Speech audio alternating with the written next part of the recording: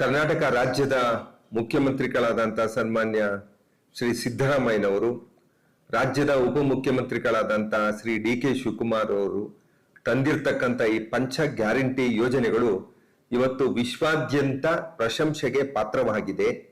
ಮಹಿಳೆಯರ ಸಬಲೀಕರಣಕ್ಕೆ ಆಶ್ರಯವಾದ, ಬಡವರ ಒಡಲನ್ನು ತುಂಬಿಸುವ, ಯುವಕರ ಬದುಕಿಗೆ ಆಶಾಕಿರಣವಾಗಿರ್ತಕ್ಕಂಥ, ಕತ್ತಲೆಯ ಬದುಕಿಗೆ ಅವರ ಬೆಳಕನ್ನ ಕೊಡ್ತಕ್ಕಂಥ ಈ ಕಾರ್ಯಕ್ರಮಗಳು ನಿಜವಾಗ್ಲೂ ಮೆಚ್ಚುವಂತ ಕಾರ್ಯಕ್ರಮಗಳಾಗಿ ಇತರೆ ರಾಜ್ಯಗಳು ಕೂಡ ನಮ್ಮನ್ನ ಅನುಸರಿಸಿಕೊಂಡು ಹೋಗ್ಲಿಕ್ಕೆ ಪ್ರಯತ್ನವನ್ನು ಪಡ್ತಿರ್ತಕ್ಕಂಥ ಈ ಶುಭ ಸಂದರ್ಭದಲ್ಲಿ ಇವತ್ತು ಬಸವಣ್ಣನವರ ಆಶಯದಂತೆ ಕುವೆಂಪುರವರ ಹಾದಿಯಲ್ಲಿ ಸಾಗ್ತಾ ಇರ್ತಕ್ಕಂಥ ನಮ್ಮ ಕಾಂಗ್ರೆಸ್ ಪಕ್ಷ ತಂದಿರ್ತಕ್ಕಂಥ ಪಂಚ ಗ್ಯಾರಂಟಿ ಯೋಜನೆಗಳು ರಾಜ್ಯಾದ್ಯಂತ ಇವತ್ತು ರಾಜ್ಯದ ಬಡವರ ಪಾಲಿಗೆ ಪಂಚರತ್ನಗಳಾಗಿ ಆಗ್ತಾ ಇದೆ.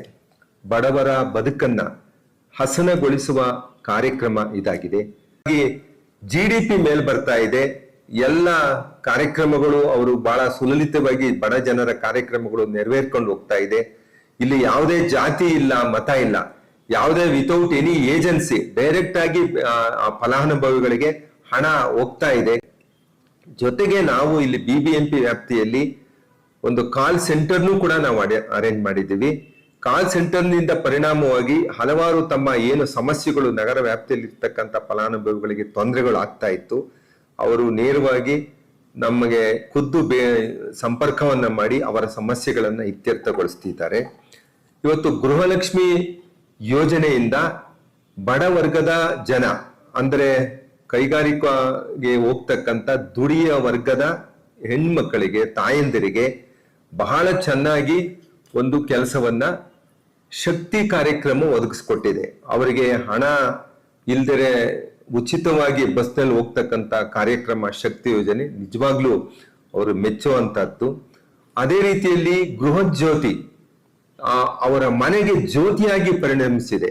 200 ಯೂನಿಟ್ ಏನು ಸರ್ಕಾರ ಉಚಿತವಾಗಿ ಕೊಡ್ತಾ ಇದೆ. ಹೊಸದಾಗಿ ರಿಜಿಸ್ಟರ್ ಆದಂತ 56 ಯೂನಿಟ್ಗೆ ಏನು ವಿದ್ಯುತ್ತಿನ ಉಚಿತವಾಗಿ ಕೊಡ್ತಾ ಇದೆ. ಅದರಿಂದ ನಮ್ಮ ನಗರ ವ್ಯಾಪ್ತಿಯ ಜನರ ಬಾಳು ಜ್ಯೋತಿಯಾಗಿ ಪರಿಣಮಿಸಿಕೊಂಡು ಹೋಗ್ತಾ ಇದೆ. ಈ ರಾಜ್ಯ ಗ್ಯಾರಂಟಿ ಯೋಜನೆಯ ಪ್ರಾಧಿಕಾರದ ಅಧ್ಯಕ್ಷರಾದಂಥ HM ರೇವಣ್ಣರವರು ನಮ್ಗೆ ಎಲ್ಲ ರೀತಿಯಿಂದಲೂ ಸಹಕಾರ ಮತ್ತು ಪುಷಪ್ ಅನ್ನ ಕೊಡ್ತಾ ಇದ್ದಾರೆ.